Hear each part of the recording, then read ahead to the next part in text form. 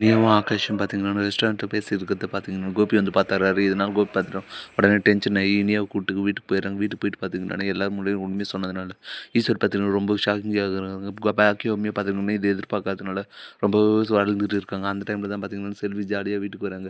வீட்டுக்கு வந்து பார்த்தீங்கன்னா அக்கா எங்க அக்கா அப்படின்னு கேட்க உடனே ஈஸ்வர் பார்த்தீங்கன்னா கோவப்பட்டு, ஏய் எதுக்காக நீ வீட்டுக்கு வந்த? இதுக்கு தான் வந்தியா?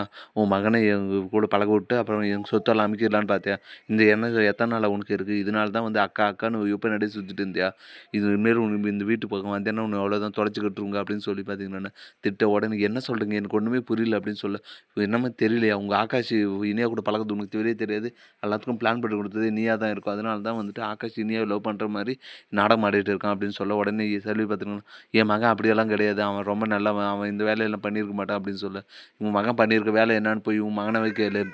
இனிமேல் இனியா பக்கம் பேசுறது எதோ பார்த்தாங்கன்னா அவ்வளோதான் அடிச்சு கை காலெல்லாம் உடச்சிருவோம் அப்படின்னு சொல்லி திட்ட உடனே பார்த்தீங்கன்னா செல்வியுமே பார்த்தீங்கன்னா அழுதுட்டு நின்றுட்டு இருக்காங்க.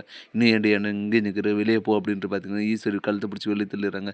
இதனால் செல்வி பார்த்தீங்கன்னா ரொம்ப அழுதுட்டு வீட்டுக்கு போகிறாங்க. வீட்டுக்கு போய் பார்த்தீங்கன்னா ஆகாஷ் கிட்ட, ஏன்டா நான் உங்ககிட்ட அப்போவே சொன்னல இனியா கிட்ட பேசாத, நம்மளை வாழ வைக்கிற குடும்பம் அது, அந்த குடும்பத்தில் நம்ம எதுவும் சமைச்சிக்கூடாது அப்படின்னு சொன்னேன் இல்லை, அப்போ இருந்தும் நீ இப்படி பண்ணியிருக்கு, ஏன்டா இப்படி பண்ணுற? இப்போ பாரு என்னை வீட்டை விட்டு தொலைச்சிட்டாங்க, அக்காவுக்கு எவ்வளோ கருத்துமாக இருக்கும், என்ன விடு, ஆனால் அவங்க என்ன பண்ணியிருப்பாங்க யோசிச்சு பாரு அப்படின்னு சொல்லி ரொம்பவே அழுதுகிட்டு இருக்காங்க செல்வி. ஆகாஷ்மி பார்த்தீங்கன்னா அம்மா ரொம்ப அழுதுட்டு இருக்கிறதுனால ஒரு ஃபீல் பண்ணிட்டு இருக்கான். அந்த டைமில் தான் பார்த்தீங்கன்னா பாக்கியவுக்கான கால் பண்ணி நடந்த எல்லா விஷயத்தையும் சொல்லலாம் அப்படின்னு சொல்லி செல்வி கால் பண்ண, ஆனால் பாக்கிய பார்த்தீங்கன்னா எடுக்கிறது இல்லை. ஐயோ அக்கா ஃபோன் எடுக்கலையே என்ன பண்ணலாம் அப்படின்னு சொல்லிட்டு ரொம்பவே இன்னுமே அழுதுட்டு இருக்காங்க. இப்படி தான் வரப்போகிற எபிசோட் வந்து போகுது. அடுத்து என்ன நல்லா இன்ட்ரெஸ்டிங்காக நடக்கும்போது நம்ம பொறுத்து இருந்தால் பார்க்கணும். மேலே இது போன்ற அப்டேட்ஸ் தெரிந்து கொள்ள மறக்காமல் நம்ம சேனலை சப்ஸ்கிரைப் பண்ணிருக்கு கூட பெல் பட்டன் எடுத்துங்க. அப்போ தான் நான் போடுற ஒவ்வொரு வீடியோ உங்களுக்கு நோட்டிஃபிகேஷன் வரும். தேங்க்யூ.